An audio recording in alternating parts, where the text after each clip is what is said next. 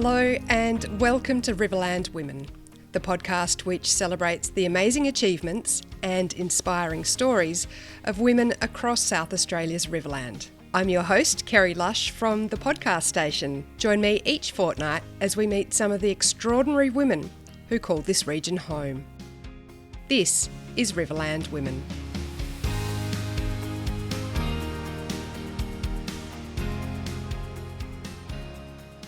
On this episode, we meet Caroline Phillips. She's the Mayor of Karoonda East Murray.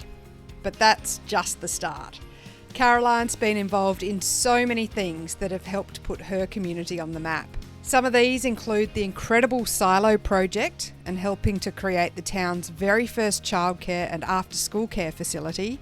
She's also had a key role in boosting tourism across the region, and now, as Mayor, she's working on all kinds of projects, from upgrading caravan parks to the local sports centre and community gym. It's a far cry from her days dressing up as a koala in Rundle Mall.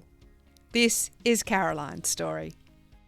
So I grew up at Wynarka, about 15 k's out of Karoonda on our family property. So it was my great-grandfather came out and cleared the scrub, back in 1909, I think it was.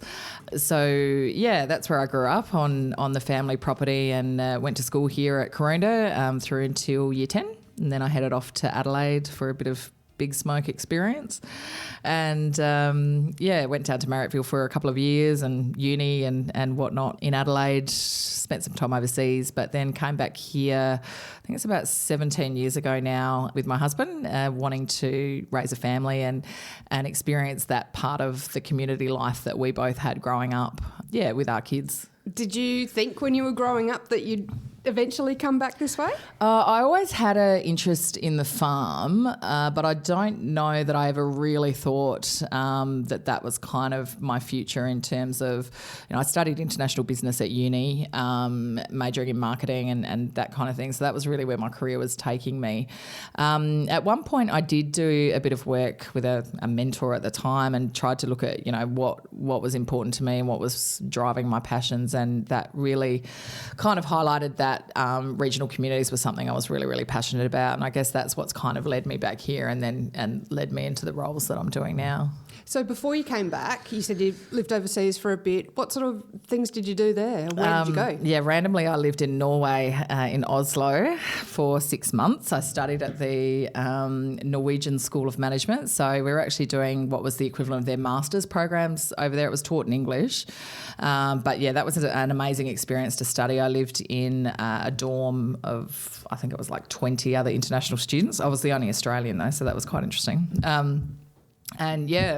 Lived there, made some amazing friendships and learnt a lot and just had that life experience. We were in Paris for the year 2000, which of course at the time when I explain it to my kids now, they just can't understand that we thought the computers were going to make everything stop and planes were falling out of the sky and all the things. So, to have some of those life experiences internationally were really amazing and certainly helped, I think, shape me as a person and my career and that kind of thing going forward. Yeah. So what happened after that, after Norway? What happened after Norway? I came home and I tried to get a job, which was extremely difficult because everyone wanted experience. So I was running around trying to, get marketing, advertising positions. I couldn't even get call centre jobs. It was very difficult at the time. So this is back 2001. Oh, that's a long time ago. The year 2000, anyway, so eventually I walked into Harris Scarf, which was one of the only kind of big companies that had a SA head office, particularly in retail at the time, and said, I want to speak to the marketing manager. And they said, well, she's not here at the moment, but the advertising manager is. Do you want to speak to her? And so I did.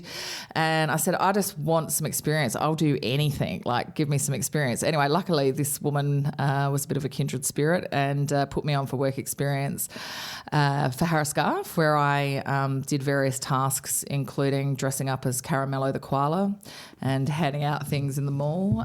She said to me, "You said you'd do anything." I was like, "Yeah." So, I ended up working for Harris Scarfe so I did the work experience and they put me on as a marketing assistant, and I ended up working there for the next few years. And interestingly, was part of the team when Harris Scarfe essentially went into administration, which was a really unique and strange experience at the time as well. So, I ended up working in a few different roles there. I was actually meant to move to Melbourne to this sounds so old school, work on their e-commerce arm, which was called CamWorks, clicks and mortar instead of bricks and mortar. So this was like the start of online shopping. So Harris Scarfe had bought out D-Store, which was one of the first retail online things. And I was going over to manage that kind of arm of the business, which was really exciting, would have been huge. Anyway, in a closing doors moment, they went into administration. They called us all in and said, "Look, some of you won't be here this afternoon. We don't expect you to do much work.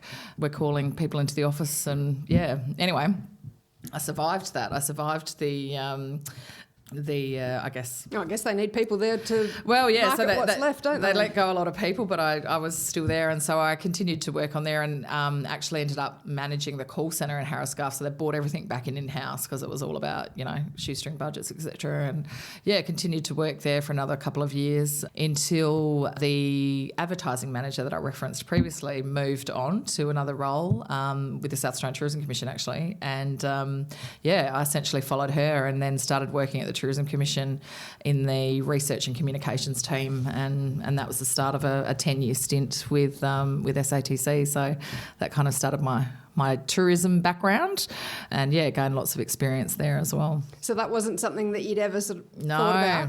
No, and I think that's one of the things I always reflect on in marketing, and particularly in tourism, is that it was so much easier when at Harris Scarfe you were selling a product, or I'd always say, I wish I was just marketing toothpaste, because when you work for the government and you are marketing regions or destinations, you have no control over the delivery of the product. So it's very, very hard to actually ensure that customer satisfaction and because everyone's experience is different too, with the same place or same accommodation or whatever. Absolutely. And then the ability to tweak a product based on customer feedback or what is completely out of your hands. And so, that was something I grappled with. Also coming from private sector into government, like that just blew my mind. The processes and procedures, the time things take, that was really interesting for me. Tourism wasn't something I'd considered at all, but that really has taken me through, a good kind of 15, 16 years of my career working in the tourism industry, and it's been really, really rewarding as well. What have been some of the highlights of that tourism stint there? I think, so I've been fortunate to work in both ends of the Murray River regions in South Australia. So I started in what was called the Murraylands then, so based out of Murray Bridge, and then moved on to work in the Riverland for 5 years in each area. And I think looking at when I started, particularly in the Riverland, things were just starting to get some traction. I think Wilkadine Brewery, the Woolshed Brewery had only kind of just opened, and, then the distillery came on board, and all of a sudden we started to get this kind of quantity of product across both regions as well. And the same can be said in the Murraylands. Back then it was kind of like we had unforgettable houseboats. The zoo was a very new thing. Now we've got the zoo and the Bend and, the Bridgeport. There's just a lot of product development that I've seen over my time. So it's really rewarding to see how some of those visions have kind of grown, and people have gone out there and invested their own dollars into actually, developing things that have really been an injection into the local economy as well. Yeah, well, I guess, the Riverland was really either a houseboat destination or a golfing destination as well back in the day as well. Lots Absolutely. Of those sorts of trips. Yeah. Or camping. Food and wine wasn't something really on the radar, and, there's been a lot of work done in that space, and particularly with the, the more boutique wineries, small parcel kind of groups. It's been great to see the Riverland brand emerge and, be recognised. So, yeah. And I guess it really is that, the last 15 years or so, and perhaps that was Do you think that was brought on by, a need to diversify from a lot of the horticultural crops? Yeah, I think so. And, we're considering continuing to see that at the moment, the importance of diversification, particularly when you're dealing with ag. Having your finger in a few different pies is certainly beneficial. And, the rise of agritourism is really, on the move at the moment. And I think that's definitely going to be a bit of a draw card for the future as well. Why is agritourism starting to really build momentum? It's just it's definitely an increased awareness from consumers in terms of how food gets on their plate, the whole product to plate experience and understanding where their food is made and how it's grown and what the processes are. There's a lot more information around now and a lot more interest there, and I think that really drives tourism is not just about a fly and flop vacation where you go somewhere and just chill out, although that would be nice to do more often than not. But, people are really searching for that educational experience now as well. They want to leave somewhere having, learnt something or, gained something from the experience as well. And I think agritourism has really got the potential to deliver those kind of experiences, and particularly in areas like ours here where there's marginal farming country. I think there's, opportunities here that need to be explored so that there's that diversification and spread of risk amongst different portfolios in a business. So you're working for SATC, or it would have been known as something else back then, I guess. SA Tourism, yeah. Yeah, SA Tourism. They all changed names over the time. And then you came back here? Well, I actually started working as the regional tourism manager for the Murraylands. So, funnily enough, I was commuting from Adelaide back to Murray Bridge because we were still living in Adelaide at the time. And then my husband, who previously worked for Mitsubishi, was part of that whole, redundancy type thing. So, yeah, he then found work back here, and so that kind of made the decision. And so partway through my tenure in that position, we relocated back here. So at that time, still employed by the South Australian Tourism Commission, but I was managing what was called Murraylands Tourism Marketing. So that was the regional tourism organisation at the time. And worked there until there was a bit of a restructure, as there always is, and a bit of a shake-up in the regions. And then I went on to do another project, actually focusing on visitor information centres for the Tourism Commission and how to make them more commercially viable. So that was quite interesting. And then back here?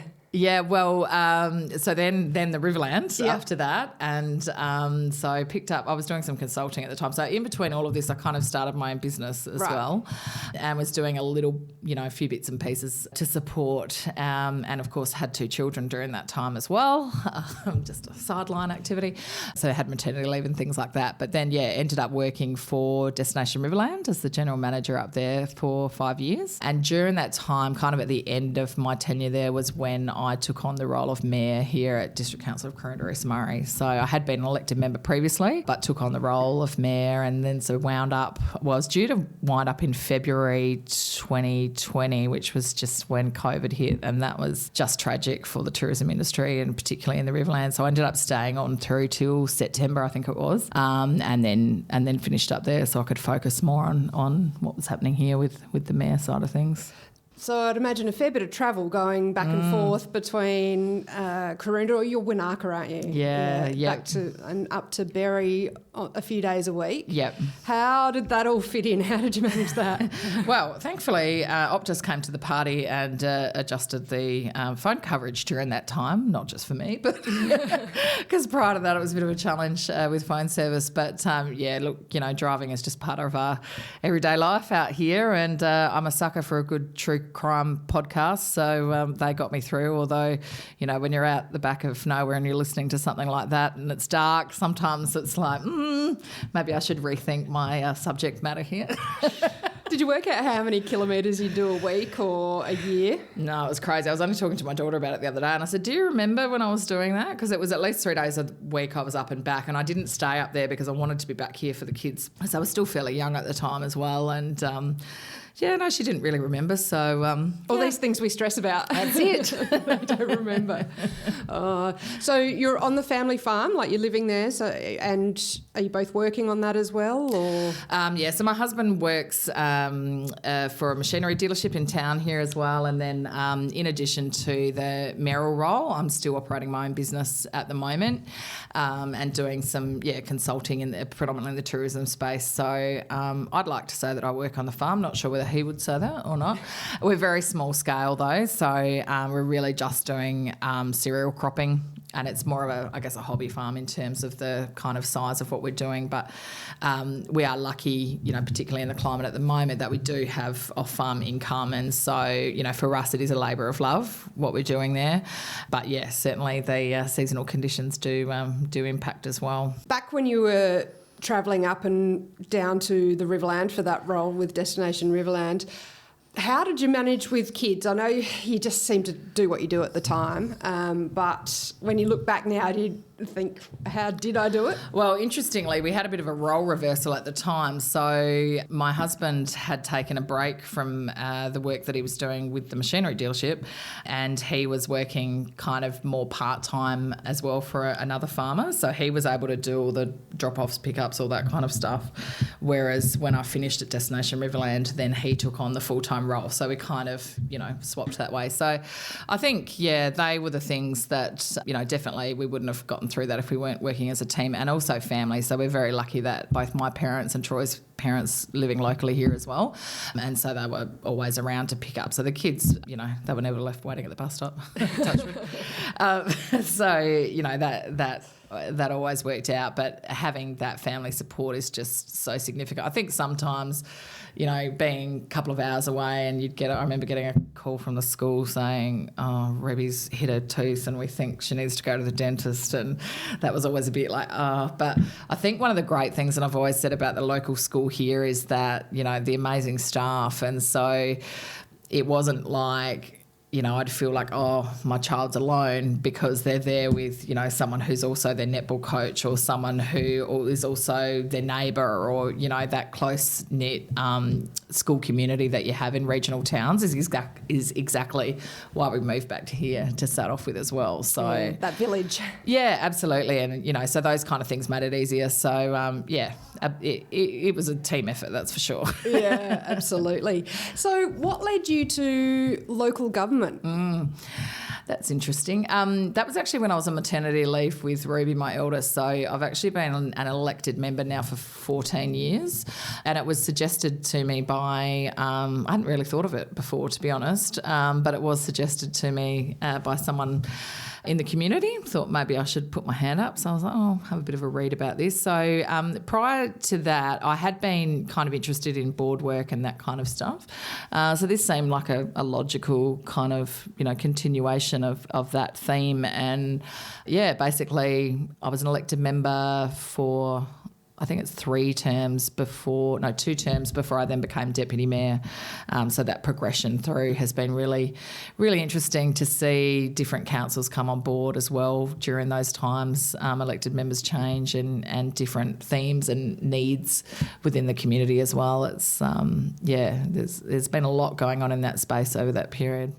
Did you have particular things that you wanted to work on or raise when you first were elected?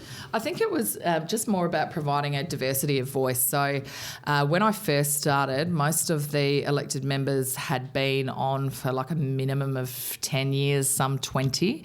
Fantastic contributors to the community and wealth of knowledge, but definitely local government was really pitched as something you do when you're retired, because you just don't have, at the time, they were day meetings. So I was on maternity leave and they would go all day, like 9 o'clock, 3 to 5, and you just can't logistically do that if you've got employment elsewhere. So that has been a bit of a barrier for local government, I think, and certainly there's some progression made in that space now as well. But yeah, it was about providing a diversity of voice, really, and just getting some different opinions and different perspectives across the table. Since you have been in local government, there's been a huge number. Looking from the outside, there's been so many projects that have been implemented in this council area. Yeah, do you want to list off some of the things that you've sort of brought in or helped contribute to?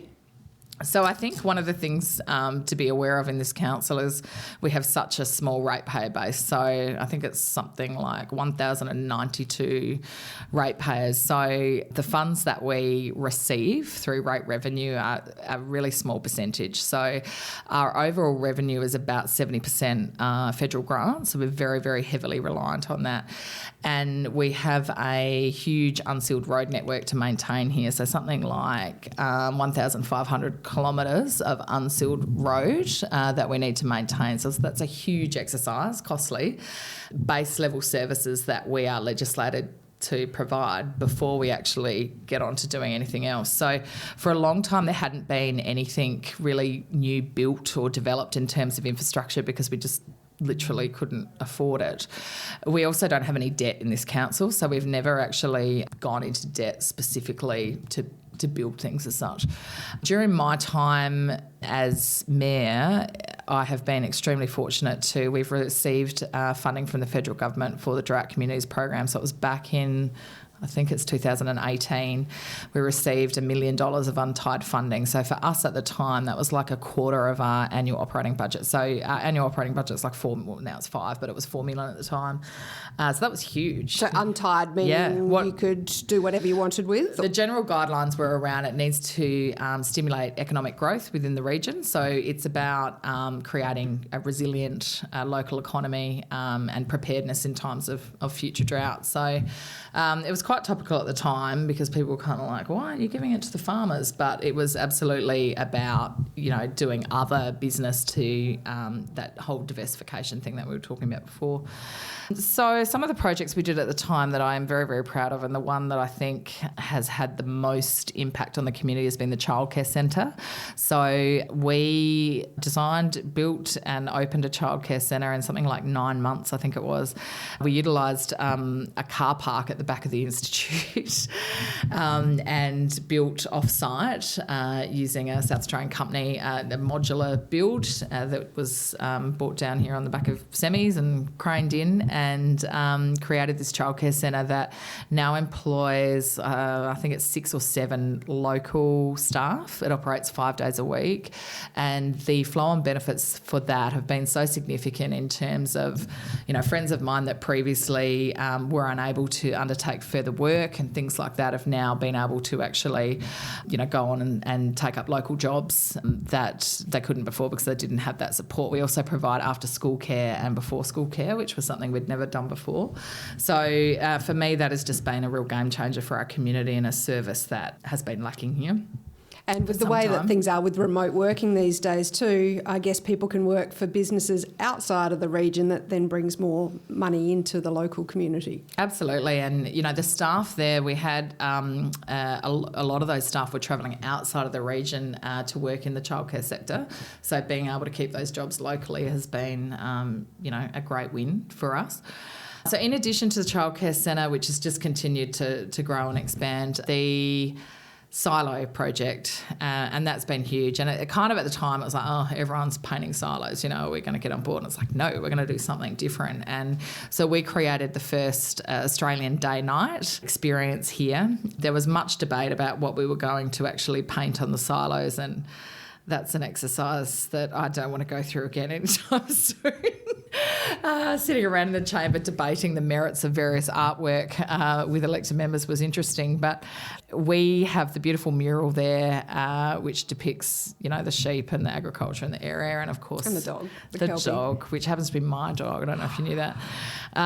What's its name? Whiskey. Is Whiskey still with us? He's actually older than my daughter, so he's 13. I left him on the couch this morning on the veranda.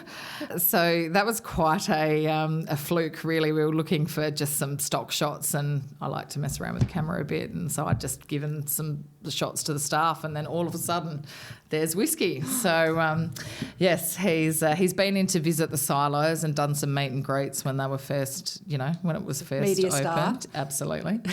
But yeah, so we've got that mural. But then the most exciting thing, which not everyone knows, is that we have a nightly projection that goes on. So we work with a curator in Adelaide, and we have a monthly exhibition which features a different artist. So there's some amazing pieces of artwork that go on there, and it's changing all the time. So it's about that reason to come back and stop, and it's about that overnight visit. So in conjunction with doing all of this, we did a bit of an upgrade at our caravan park as well, because it's one thing to have something to look at night time, but you need somewhere to stay. And so we've got some great little eco cabins down there now, and the caravan park it's amazing to see how that has grown over time. And back when I was working at Destination Riverland, I would get excited if I'd drive past and there was one van in there, and now it's often booked out quite regularly. So, that's been great. But we've been able to use the projection to do different things. We've just recently participated in the Sala Festival, but we've also had stuff like Science Week. We had some animation that was done for that. Anzac Day, we've got a digital storytelling piece that features a lot of the original kind of images and things of locals, and tells the story of the role that they played and the role of this community in World War One. We've also done things. You've got the new playground. Oh yeah, so the playground happened during that time as well, which was very exciting, and again, reasons for people to stop. And then we've gradually kind of worked through. We've got the shuffle screens, which is another piece of artwork down in the Main Street there. So it's been about creating little reasons for people to stop, to spend their money in the local shops here, and essentially boost that visitor economy.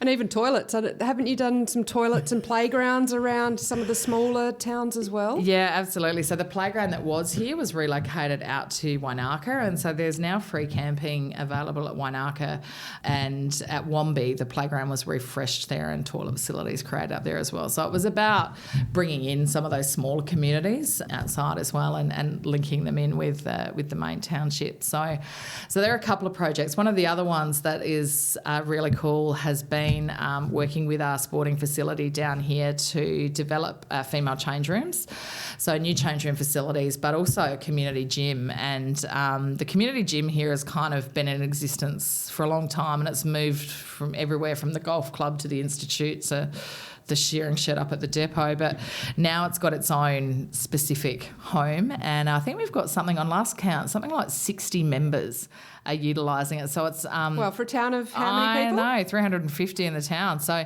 that's broader district people coming in as well, and so it's open 24/7 essentially. You just use a PIN code to get in, and we've just recently had some new equipment put in there as well. So it's a great story of community coming together to look after their health and wellbeing. So that one was done with state government funding through the Office of Rec and Sport, that building. So I think we've had a lot of building and development during quite a short period of time, which is something now we have to look at consolidating and making sure that we're dealing with the lifelong costs of these kind of developments. But to have this new infrastructure is it's been a game changer in a lot of spaces, and really has created new opportunities for the community. So something that I'm really, really proud of. What about business wise? Has it had an impact on local businesses or encouraging more businesses to the region? Yeah, so we did have a couple of new businesses that kind of started up in line with the silo art projection. So Kathy's Cafe started and still going really well. We had another cafe that was kind of operating and has now closed up. So it definitely stimulated some activity in that space as well. It's also just about creating awareness as well, I think. So we've got some big businesses here that machinery businesses I was speaking about before that service clients across the state, and creating that awareness of Karoonda and the types of things that we have here really helps to build the profile, not just for visitors but for businesses operating in the region as well. What do you think all of these developments have done for the morale of the people in the town?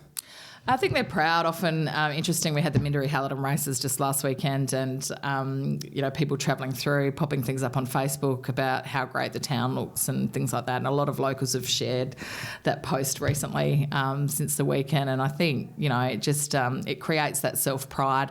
Often in a town, a small town like this, you can be quite critical. You're always critical of your own backyard. So to have that exposure and see the response that people travelling through and what they think about the town and what we've done and what we're doing has been, really, really beneficial for the community.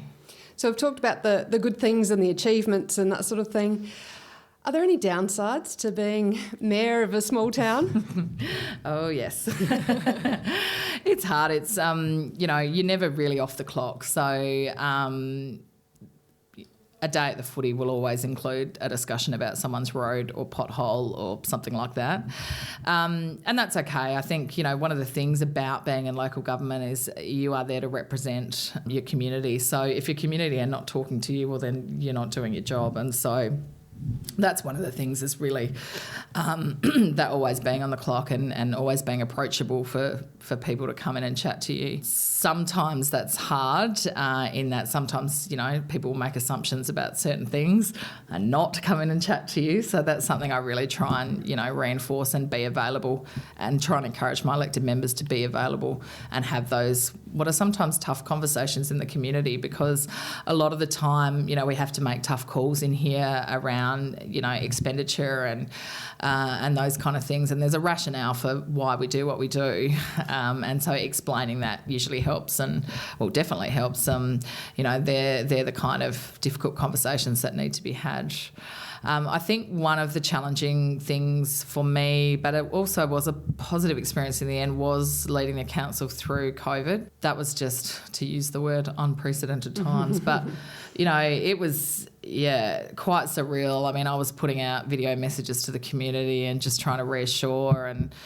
that was challenging, but I think as a community we were on the front foot with that, and the staff in here were really great. They were checking in with all our local businesses and trying to understand distribution chains and what if, and we had someone making calls to all our elderly residents to make sure that they had support and had a plan if with lockdowns and things like that. So whilst that was scary and challenging, that was also rewarding to be able to have come through that. It's such a significant event in history. With any leadership position, though, in small towns, it is absolutely about just being really open and transparent, and that justification of why decisions are made. And some, at the end of the day, you're not going to please everyone. Unfortunately, I've had to kind of, come to terms with that. I don't like people not liking what I'm doing or saying, or but at the end of the day, sometimes you're just not going. You've got to pick your battles. So What helped you develop those leadership skills? I think probably from an early age, doing things in a small school like Karoonda, there were lots of opportunities to do things if you wanted to do them. So I participated in lots of kind of leadership style stuff there through SRC and things like that, and went on to do, I think I did a leadership program through Rotary and those kind of things early on. But then the non-official stuff as well. I think when you're working and living in a small community, having to get involved in volunteer stuff, and I think sport is such a fabulous activity in small communities, not just for the physical and health benefits, but also for building those leadership skills and, taking on roles of executive roles, president of the netball club and things like that. They have helped in terms of people management, and a lot of it is just people management, understanding that different things drive different people and how to get the best out of them in different situations. So I think those sorts of things have definitely helped. The mentoring stuff I spoke about earlier, I was lucky that I kind of had a few mentors during my career that have really guided me in that space, and having those people that you can call on for advice and support. And I mean, that goes through now, I think, in the mayoral role. We have a really great group of local mayors across Murraylands and Riverland, and we're all quite well connected. So there's often, we'll pick up the phone and talk to each other about things that we might be experiencing or challenges or ideas. And I think, learning off other leaders really helps to kind of develop your leadership skills and assist in that way. I'm just thinking too, there's a lot of women in those mayoral roles around this part of the state. There is now, but there wasn't. So when I started, I was the only mayor. I was the only female mayor of the 8, and that was also an interesting exercise. But now, so I think there was something like, I'm not sure the exact figures, but maybe something like 9 female mayors in South Australia before my first term, I think, when there was something like 30 of us. And so there's been a huge increase there, which has been great. And then particularly locally, as you said, so Ella in Berry Barmer and Simone in Mid-Murray, it's great to have, diversity of that conversation and different ages and different experiences bring quite a different subject matter and context to some of the discussions that we have as those group of 8 mayors as well. And you said 14 years you've been in local government. Is there anything that's sort of been quite unexpected that once you've stepped into the mayoral role? I think probably just a lot of the legislated stuff that we just have to do here anyway. And I think the gap in the community understanding and that whole, roads, rates and rubbish thing, which is what people think is all that we do here. So I probably, those kind of things have been learning curves for me. I think one of the challenges though as well is still the lack of formal acknowledgement of the local government sector around contributions in as the third tier of government. So, federal, state and then local government being the closest, but still kind of being the one that gets handballed everything, which happens so often, cost shifting across state and federal through to local government. I mean, those kind of things, sometimes I just go, really? Are we really doing that now? What are we not doing as local government? And particularly in small regional local governments, the breadth of what you're dealing with here is so significant. And, as a mayor and as an elected member, we're meant to be dealing with the strategic management of the organisation, and yet at times we do need to get operational because that's just the nature of what we're dealing with here.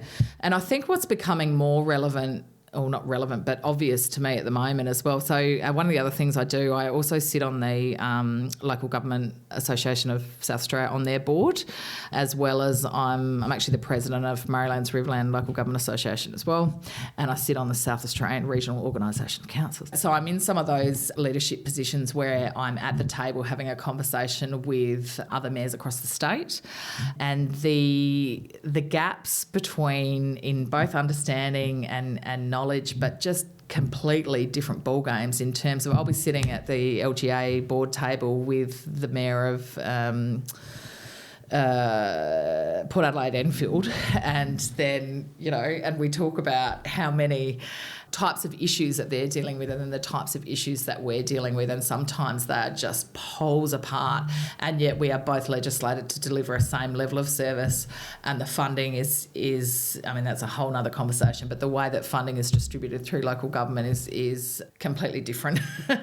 And so just understanding that I'm sitting here dealing with roads that aren't sealed, and some of these metro councils don't even have an understanding of that, What an unsealed road is. Like a friend of mine who sits on another board with me will say to me, I've got more people in streets than you've got in your whole district, and it's like, yeah, I know, but we're still obligated and legislated to provide that same level of service with a minimal ratepayer base and heavily reliant on this funding that's calculated through these formulas that just blow your mind and are all dependent on a whole range of factors. So I think that's something that's really become more and more prevalent to me in recent times, is just that gap between, there's the local government and then there's local government, and we are operating quite different organisations.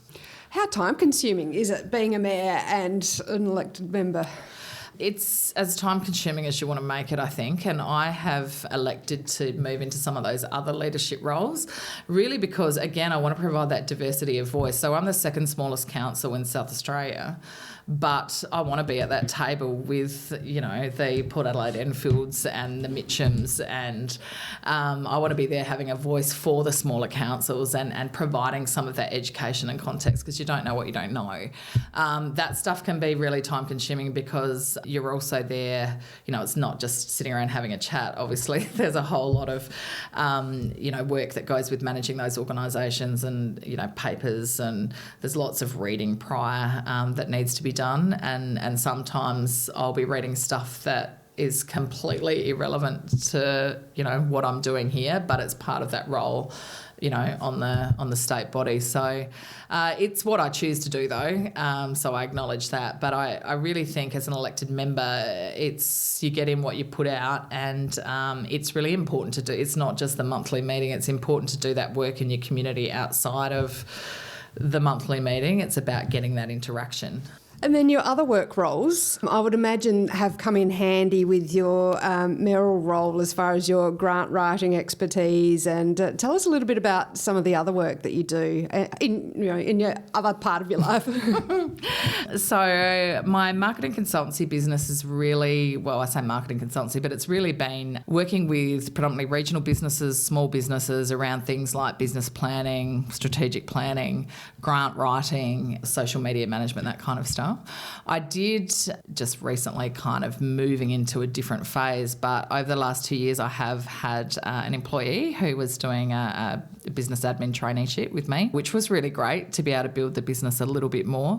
I think we do a lot of award submissions, so writing tourism award submissions, and whilst they sound fun, they're actually like 10,000 words business planning documents, and that kind of stuff is really rewarding when you're working with a small business and you can see, that a set of outside eyes can just identify different areas, and small tweaks can really make a big impact to their bottom line. So that kind of stuff has been really rewarding. Just recently I've moved into a bit of a different space. I helped a client with some funding for mental health support in regional areas, and so she received funding to deliver mental health support. So those kind of things are, quite the impact that they have on the ground is just huge. Doing the grant applications for things like I did a lot of tourism development fund applications a little while ago, and a lot of those got success. And so seeing an operator that was able to build a new all-accessible cabin to add to their, suite of products, or funding for, I'm trying to think what else we did. We got a lot of them at the time. Just seeing the impact that kind of money could bring into a business has been really rewarding. I don't know whether the general population probably really realise what's involved in some of those applications. Like, they are enormous, and you must really be a stickler for detail and processes to be able to go through all of that. Well, that's certainly where my employee was very useful, because I tend to be more the creative kind of ideas person. But yeah, there is so much detail that comes in with those, and budgets and financial projections and things like that. So really doing that whole business case around, this amount of money means this, but that also translates into this many jobs and flow on benefits. So there's a whole lot of kind of economic stuff around that as well, which and a lot of these clients I've worked with over a number of years, so sometimes they've missed out, and then when they finally get it, it's it's really exciting. So a bit like winning the lottery, wouldn't it? And I'm very competitive, so I don't like losing, and so even when they're grants, I feel like they're awards. It's kind of like I like to win on behalf of the client. So, those kind of things, just being able to assist small business and working with them right across South Australia as well. So the majority of my clients are actually, Eyre Peninsula based. I've just done work over in Port Lincoln, York Peninsula based. So, quite broad and quite diverse as well, And often my stuff comes from referrals, which comes from the network, obviously, of where I've worked. But, randomly someone will ring up and say, I'm thinking about starting a glamping business on the Eyre Peninsula. What do I do? And so, we worked with that client to do a business plan, and then now having a look at their website and seeing the shots of this amazing experience they've created, that kind of stuff gives me a buzz and keeps me going. Yeah, and it must be, it breaks things up a bit, I guess, from doing the local government side of things as well. Yeah, absolutely. I think I'm also on the Tourism Industry Council board as well, which is great for that kind of, extra keeping my hand in the tourism space, as well as Netball SA I'm involved in as well. I'm on their board as well because I'm a netball tragic, and I really enjoy that. They're both volunteer roles, but I really enjoy that in terms of learning from others in, the leadership space as well, and the way that, different people tackle different things. So you've got 2 daughters. What do you hope that you're sort of showing them with what you're doing in your leadership roles? I think one of the biggest things that I like to try and instill in them and other young people in the community is that, you know, you are only limited by your imagination and your ambition. So I hate it when people kind of reference, oh, you know, regional, well, we can't do that or we can't aspire to that. I think you can be whatever you want to be. And so I really try and encourage them to strive for other opportunities. And if the opportunity is not there, we'll create it yourself, you know. And I think that was one of the big things with kind of operating my own business. It was a bit like I needed to do something to fit in with where the girls were at, to fit in with the local government stuff, you know. So create that opportunity for yourself and make it work. And what do they think of what you do? They're at that teenage age at the moment where everything's a bit cringy, but no, I think they're proud. They, you know, I think they see me as someone who has the ability to influence change in our community, and so I think that helps them to realise that, you know, anyone can do that with the right intent. So yeah. Excellent. Now, I have a few quick questions which I throw in at the end of each interview. So if you're willing to give some of them a go. So, favourite place in the Riverland or Mallee and why? So one of the very, very best experiences in the Riverland for me has been canoeing in the backwaters, and it was like this whole revelation for me because the Murray's very different down this end. We don't have as many, you know, creeks and backwaters, and just the magical experience of canoeing those network of creeks and stuff outside Wynarka is just amazing, and yeah, there's nothing better. Best advice that someone has ever given you? Even if you're not feeling it, put on your lipstick, go forth and be fabulous. And who gave you that advice? One of the mentors. Yeah. A lady that I've worked with a lot and, resonates with me. In fact, I've got it printed out and it's sitting by my desk. Excellent. What's one thing that people are generally surprised to find out about you? Well, funnily enough, when I'm out and about and people don't know me, they are usually surprised when I say, or someone who's with me says, this is the mayor of our local town. So not so much now, but particularly when I first became the mayor, that was, people were quite surprised about that. And what's one skill you've always wanted to learn?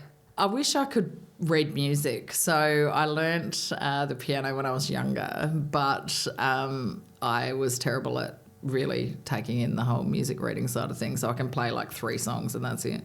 I would like to be able to sit down and play something. Excellent. Well, Caroline, thank you very much for having a chat to me on Riverland Women. Thank you. That was Caroline Phillips from Wynarka. If you enjoyed today's chat, don't forget to follow the podcast on whatever platform you're listening on. And if you could leave a quick review, that would be awesome because it helps others discover the show. You can also find us on social media to stay up to date with new episodes and get a behind the scenes look at what's coming up. Thank you for listening to Riverland Women.